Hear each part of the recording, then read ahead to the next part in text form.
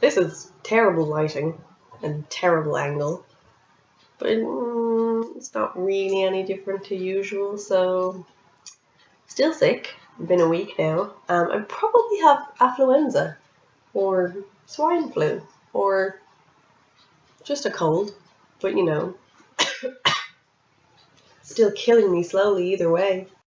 Can you like maybe stop crackling and popping? I mean, the people are here. I'm trying to make a video and you're being loud. This is the part where we all try to figure out how heavily medicated I am, or if even a little bit. Who knows? Dear good everyone, welcome back to my sitting room. My name is Diesel, and you are as always most welcome. Today we're going to be reviewing a book. That book is so professional. Today we're going to be reviewing a book. That book is Morning Star by Pierce Brown. I apologize. It is the third book in the Red Rising series, and I can't explain to you what it's all about without ruining the other one. So if you haven't read those ones, come back here at a later date when you have, and maybe I won't be sick anymore. This is a fucking recording. I'm always going to be sick in it. Let's just get right to the thoughts. I want to get the thought bits out of the way really quickly so I can discuss the slightly spoilery section with you. So let's just say, as a standard Red Rising book, Morning Star did not disappoint. It had all the bells and whistles of a Red Rising series book that you would want. There's a lot of war, there's a lot of killing, there's parts that I got really mad at, there was parts where I was cursing Pierce's name with the very depths of my evil soul. There's a lot of fighting and gore, and it's full on. I mean, the violence in it, as per usual with Mr. Brown, is not a Sunday morning read. You probably don't want to sit with your puppy and a cup of tea in your pajamas and read about the happy fun lives that everybody has in this book, because nobody really has happy fun lives. It's not that type of book. It's as hilarious as ever. It was a good a good wrap up to the series. I don't think that Pierce left anything not unturned, any stone not unturned. All the questions I had were basically answered. I will say I should have read Golden Sun at least before I read Morning Star. I mean, read it again, because I, as always, was confused by who everyone was and what they were doing. And there's so many people in this book that I struggled to remember, even like characters that should have really struck a nerve with me. It took me ages to figure out how they were, and I was kind of disappointed with that after, because I figured, like, oh, I could have really rode that shock train if I had remembered who the F that character was supposed to be. But overall, I enjoyed the book. I read it in like 3 days, and it's pretty long, so that was good. I was excited to read it. There was no point when I was like, oh, this is ridiculous, I just want to move on to something else. I was immersed in the book while I read it. Darrow, as always, I was having happy fun times with my favourite character, Severo. Features heavily in this book, and I was really glad that he did. I had a fun time. That's all I can really tell you without spoiling little bits of the plot. So if you haven't read it, we're going to talk about memes and jokes, if you know what I mean. So go and read it and come back. But if you have read it, we're about to get into it. So I'm going to give those people just a second to leave while I probably cough again. Excellent. So now that they're gone, you guys, first of all, there's a hilarious ask your mom dick joke in this, which really says a lot about my level of sense of humour. But I appreciated it. Thanks, Pierce. But we need to talk about the one thing that happened that made my life.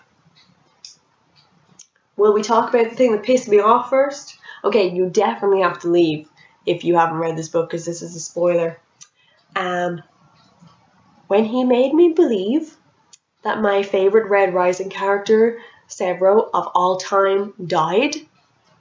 That was cruel. That was cruel and unusual. And before that, I had said to my mom, who hasn't read the book and probably didn't care, that because Victor and Severo got married, I was like, they're gonna die. They're gonna fucking die. He's gonna do it. Nobody gets married 85% of the way through a series finale and lives happily ever after. And he made me believe that I was right, and then he just turned it all around, which of course I was happy about, but I also felt the bitter betrayal of being fooled into thinking that the death that I expected to happen happened. You monster. I called Pierce Brown a psychopath in Golden Sun. I'm not retracting that statement, but now that I've had my rant about that, cruel and unusual, but also very joyous, I'm not sure how I'm supposed to feel. We need to talk about Felicia, because that was, I think, when I'm 80, if I make it that far, I have affluenza, I probably will die tomorrow, I will look back and think, remember when I read that Pierce Brown book, and I was just sitting there in the kitchen having some tea, and Felicia came to fight with all of her honor. She was going to defend her whatever, her general, her master, I don't know what he was, but screw him, he's dead now. And she said her name, and Victra killed her and said, bye Felicia. You guys, Pierce Brown, New York Times bestseller author, put bye Felicia into his New York Times bestseller book, and none of my friends had read this book. Like, I'm getting overexcited, so I had no one to have a moment with. Okay, so I had to have it again with my mother, who didn't care but pretended to, so fair fucks to her. Oh my god, he put bye Felicia. I had to walk away. I had to put the book down, get up, walk through the house to find my poor mother, who had no fucking idea what was happening, to say, Mom, Pierce Brown, New York Times bestseller, just put fucking bye Felicia into his book. My mom is like 63. She has fucking no idea what bye Felicia means. I barely have any idea what bye Felicia means. I can't tell you the origin of that story, but I'm on Tumblr enough to know that it means something, and my mind was blown. It was spectacular. This is going to be a highlight. When my life flashes before my eyes tomorrow, when I eventually die of affluenza, bye Felicia will be in there as one of my defining moments. Bye Felicia. Brilliant.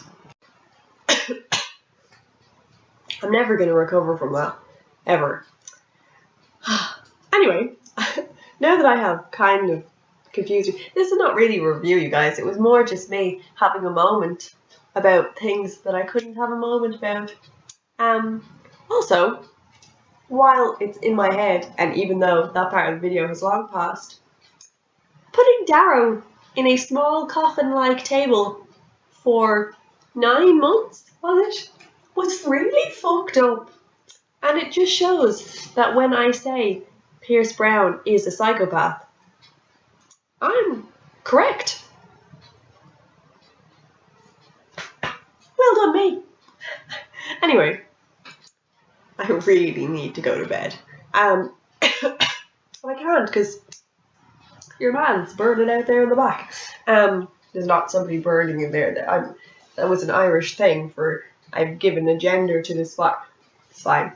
Never mind. I'm not burning anyone. Oh my god. The rambling has started. If you read this book, please let me know if you liked it, or you didn't like it, or you absolutely freaked the F out over Bye Felicia. I can't wait to have the feels with you. The ask your mom thing too. Gold. So yeah, thank you very much for listening to me ramble on. It was a pleasure knowing you all, and when I die tomorrow from my affluenza, actually don't have affluenza. Well, I might do, but I probably don't. So for all of those who don't understand my joke, it's not funny when I have to explain it. Yay! Okay, so I'm gonna go. So if you liked it, or you didn't like it, or you have all your thoughts and feelings and stuff, just please let me know. I can't wait talking to you about it and stuff, and yay. Also, general consensus reminder, today is the 19th of February, that means Paddy's Day is coming up, so as an Irish person I am now forced to put a public service announcement in all of my videos leading up to Patrick's Day. It's Paddy's Day, not Patty's Day. It has nothing to do with this book, but it needs to be said. As always, Grandma goes for coming. Until next time, Slán.